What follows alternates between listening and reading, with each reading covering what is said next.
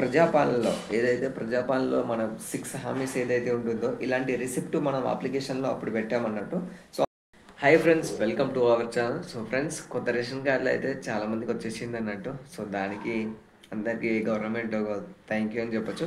So దాని తర్వాత ఎవరైతే ఎలిజిబిలిటీ ఉన్నారో అంటే లైక్ హైదరాబాద్లో చాలామంది రెంటర్స్ ఉంటారండి.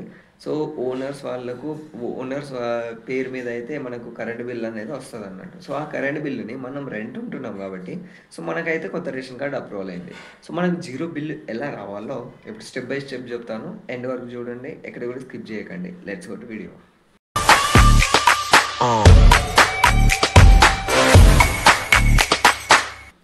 Hey guys, welcome to our channel. So friends, ఈ వీడియోలో వచ్చేసి మనం కరెంట్ బిల్లుని కొత్త రేషన్ కార్డు తోటి ఎలా టైఅప్ చేయాలి, జీరో బిల్లును ఎలా ఎలా మనం చేసుకోవాలో, అప్లై చేసుకోవాలో ఇప్పుడు చూద్దాము.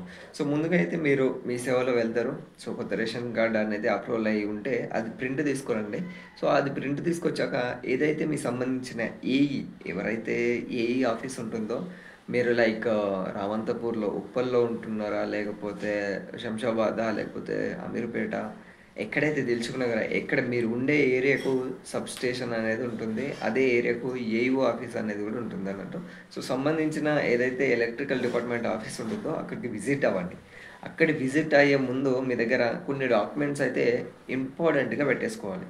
సో ఏదైతే మనం ఓనర్ వాళ్ళ ఇంటి ఉంటుందో, సో ఆ కరెంట్ బిల్లు, అది కాకుండా ఎవరైతే కొత్త రేషన్ కార్డు అప్లై చేస్తున్నారో సో ఆ card holder Aadhaar card holder bank account అవసరం లేదు, దీనికి గ్యాస్ కనెక్షన్ బ్యాంక్ అకౌంట్ అవసరం ఉంటుంది. సో అది కాకుండా మనకు ప్రజాపాలనలో మనం 6 హామీస్ ఏదైతే ఉంటుందో ఇలాంటి రిసిప్ట్ మనం అప్లికేషన్లో అప్పుడు పెట్టామన్నట్టు. సో ఇందులో కొన్ని టిక్స్ పెట్టారన్నట్టు. సో ఆ టిక్స్ అనేది మనం ఏదైతే ఉంటుందో అందులో మహాజ్యోతి పథకం అనేది ఉండాలి. అది 2500 రూపాయల కోసం కావచ్చు, మహిళలకు సంబంధించిన పథకాలకు కావచ్చు. అది కాకుండా గృహజ్యోతి అని చెప్పేసి అది కూడా టిక్ పెట్టి ఉండాలి. సో అప్పుడైతే మనకు కొత్త రేషన్ కార్డు లేదు కాబట్టి చాలామంది టిక్ పెట్టలేదు. సో కాకపోతే ఇప్పుడు కొత్త రేషన్ కార్డు మాకు వచ్చింది సార్ అని చెప్పేసి ఎంఆర్ఓ ఆఫీస్కి, వాళ్ళు ఎంపీడీఓ ఆఫీస్కి ఒకసారి విజిట్ అవ్వండి. విజిట్ అయ్యి వెరిఫై చేయించుకున్న తర్వాత గృహజ్యోతి కూడా మీరు ఎలిజిబిలిటీ అని పెట్టించుకోండి.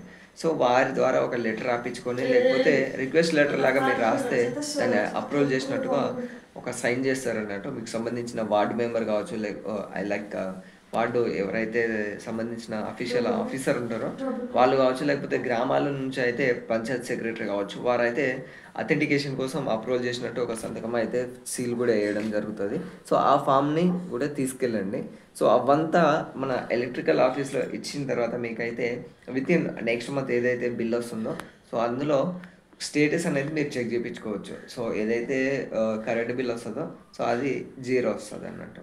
సో ఎవరు కూడా లైక్ ఇప్పుడు 10 ఇయర్స్ నుంచి 5 ఇయర్స్ నుంచి స్టాండర్డ్గా ఒక్క రూమ్లో ఉన్న అయితే చాలామంది ఉన్నారండి. సో లైక్ ట్రాన్స్ఫర్ అవ్వచ్చు, లేకపోతే ఏదో ఇబ్బంది వలన రూమ్ చేంజ్ చేయాల్సి వస్తుంది. సో అలాంటప్పుడు కూడా మళ్ళీ సేమ్ యాజ్ ఇట్ ఈస్గా ఆ పాత రేషన్ కార్డుతో, అంటే మీరు కొత్త రేషన్ కార్డు తోటి పాత ఏదైతే కరెంట్ బిల్లు 0 బిల్లు రావాలనుకుంటున్నారో సో మళ్ళీ కొత్త రూమ్ చేంజ్ అయినప్పుడు సేమ్ ప్రాసెస్ ఏఈ ఆఫీస్కి వెళ్ళి అలా చేంజ్ చేయించుకోవచ్చు. కాకపోతే కొంచెం రిక్వెస్టెడ్గా మీరు చేస్తే అది అప్రూవల్ చేసే ఛాన్స్ ఉంటుంది అన్నట్టు. సో వీడియో కనుక మీకు నచ్చితే లైక్ చేయండి, మీ ఫ్రెండ్స్ అండ్ ఫ్యామిలీ వాళ్ళకైతే తప్పకుండా షేర్ చేయండి. So thanks for watching. Keep smile.